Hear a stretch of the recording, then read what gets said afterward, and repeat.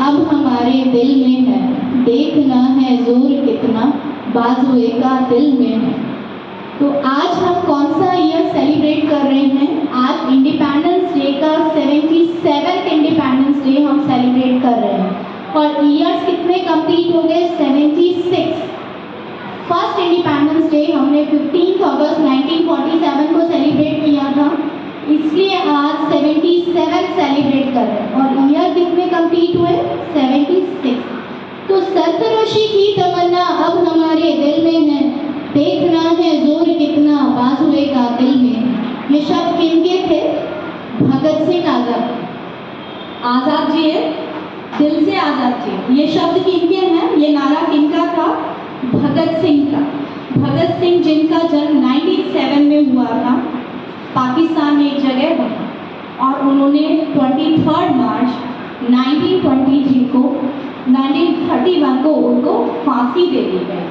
Only 24 years वो जिए। बाकी सारी चीज़ें तो आपके नाम आपको बता चुके हैं। मैं भगत सिंह के बारे में थोड़ा सा आपको इसलिए बता रही हूँ क्योंकि उनसे बहुत कुछ सीखने को मिलता है। और उन्होंने हमारे देश में, जो हमारे पास अंग्रेज हमारे देश में कब आ गए थे?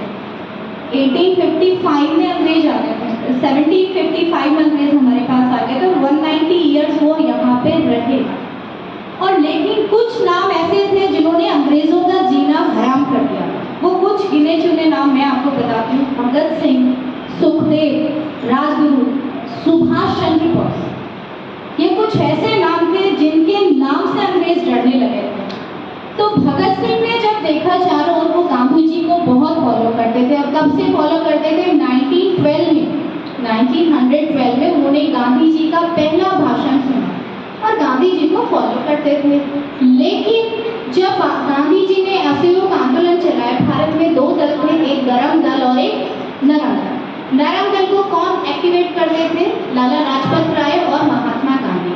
और वो क्या कहते थे कि अगर आपने हमारे एक गाल पे थप्पड़ मारा है तो हमारा दूसरा आगे है, आप मारो, हमें कब तक मार सकोगे?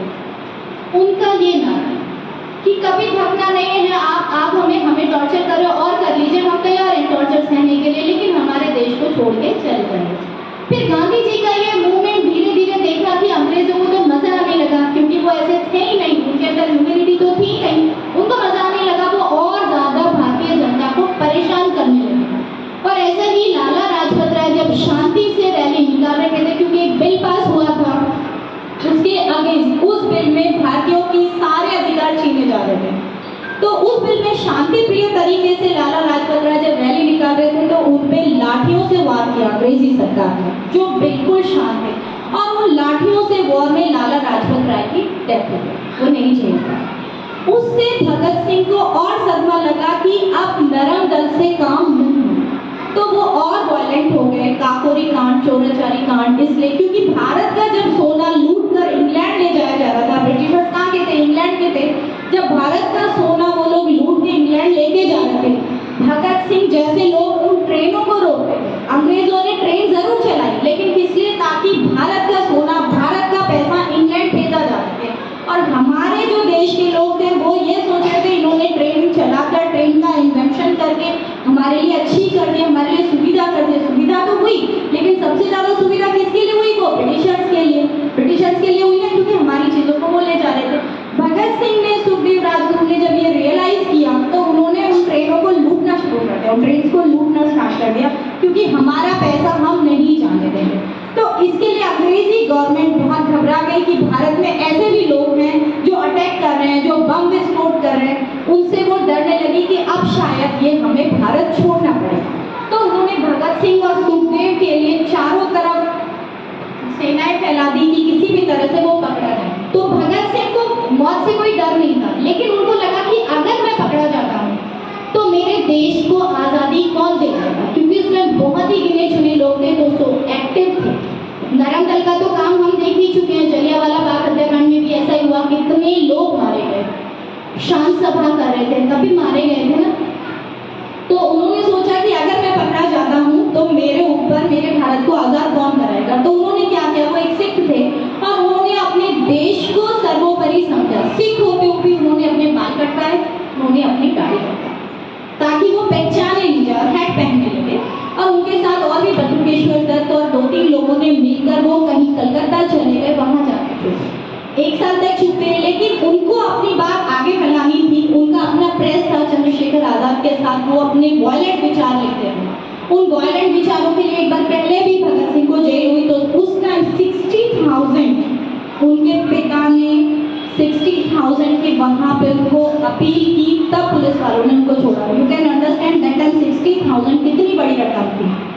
तो हमारे ही लोगों पे इतना टॉर्चर कि हम प्रेस में कुछ लिख नहीं सकते, सिर्फ वो लिख रहे थे, इसलिए उनको बेल कब मिली 60,000 देने के बाद।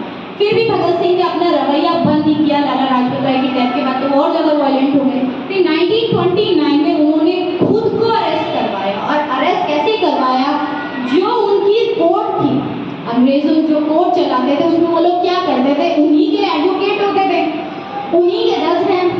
जो भी किसी को भी फांसी सुझानी, किसी को काला पानी दे दिया, किसी को देश निकाला दे दिया, किसी को अंडमान के सागर में जाके फेंक दिया, सब उन्हीं का था।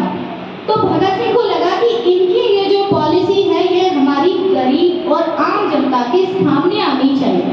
उस आम जनता के सामने लाने के लिए उन्होंने 1929 में कोर्ट में जाके भगत सिंह और सुखदेव ने जाके बम विस्फोट किया, और उस बम विस्फोट को ऐसे किया कि लोग ना मारे जाए, लोग नहीं मारे जाएं। उन्होंने बिल्कुल शांति प्रिय तरीके से किया, धुआं हो गया। उनको डर दिखाने के लिए, अंग्रेजी सरकार को डराने के लिए कि आप हमारे ऊपर कुछ नहीं कर सकते, हमारा देश है और आपको यहाँ से जाना पड़ेगा, हम यहाँ से कहीं नहीं जाएंगे। वो चाहते तो अपने आप को भाग भी सकते थे धुएं का फायदा उठाकर, लेकिन उन्होंने अपने आप को अरेस्ट कराया। और सारे केसेस में अब उनको एक माध्यम चाहिए था कि उनकी आवाज़ जनता तक पहुँचे, तो उन्होंने जानबूझ के अरेस्ट करवाया। और जब उनकी सुनवाई होती थी, तो जो भी उस टाइम जो भी सुनवाई होती थी, कोर्ट की भी जो बातें होती थी, डेली प्रेस में छपती, न्यूज़पेपर में, जो ब्रिटिशर्स का पेपर था उसमें छपती थी। तो उन्होंने यही तरीका अपनाया कि जो भी वहाँ पे न्यूज़ आ रही थी, वो कोर्ट में जो सुनवाई हो रही थी, और भगत सिंह को इतनी ज़्यादा नॉलेज थी कि हर चीज़ के अगेंस्ट वो बोलते थे, और उनकी सारी बातें प्रेस तक पहुँचती थी और छपती थी, लोग पढ़ते थे। तो उससे पूरे भारत में क्रांति आ गई थी। 1929 से 31 तक जेल में रहे। जब जेल में गए तो जेल में भी उनको गंदा खाना, बासी खाना, झूठा खाना, ये सब सहना पड़ता था। तो उन्होंने 60 डेज तक अनशन किया। भगत सिंह और सुखदेव दोनों ने भूखे रहे, प्यासे रहे कि जेल की ये चीजें ठीक होनी चाहिए। 60 डेज। और फिर मजबूर होकर अंग्रेजी सरकार को उनकी बात माननी पड़ी। उनके ऊपर इतना टॉर्चर किया गया था, जो पानी पीने के मटके थे उसमें भी दूध भर देते थे, क्योंकि दूध अंत में आता है कि अगर दूध पी लिया तो आपका आमरण अनशन खत्म हो गया। तो उन्होंने पानी भी पीना छोड़ दिया। तो इतने टाइम पानी और खाने बिना रहे और अंग्रेजी सरकार को उनकी बात सुननी पड़ी।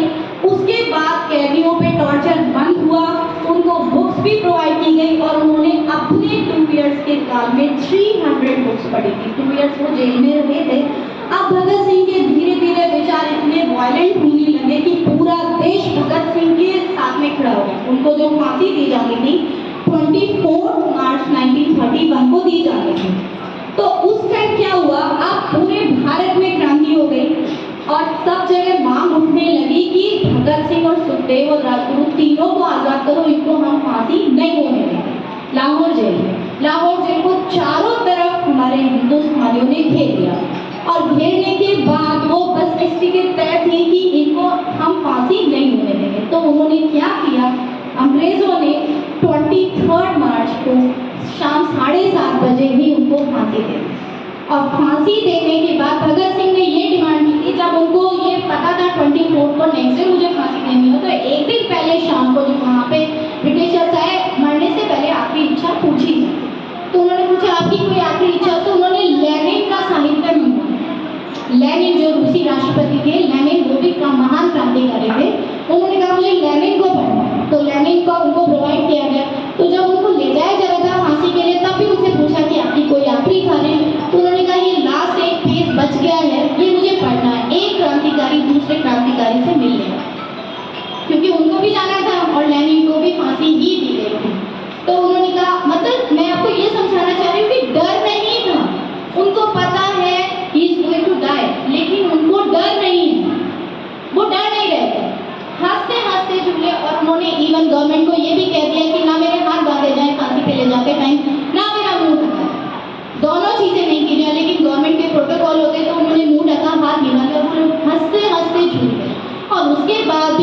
ब्रिटिशर्स का जो क्रूअल नेचर है वो खत्म नहीं हुआ। उन्होंने उनकी लाशों को भी, कि अगर आम पब्लिक के हाथों में उनकी लाशें चली गई तो पूरा भारत खड़ा हो जाएगा। उन्होंने उनकी लाशों को भी लाहौर जेल के बाहर जो नदी थी, क्योंकि जेल ऐसी जगह बनाई जाती है जहाँ शहर से दूर, तो जो नदी बह रही थी वहाँ पे लाशों को डाल के और मिट्टी तेल से जला के उनको खत्म कर दिया।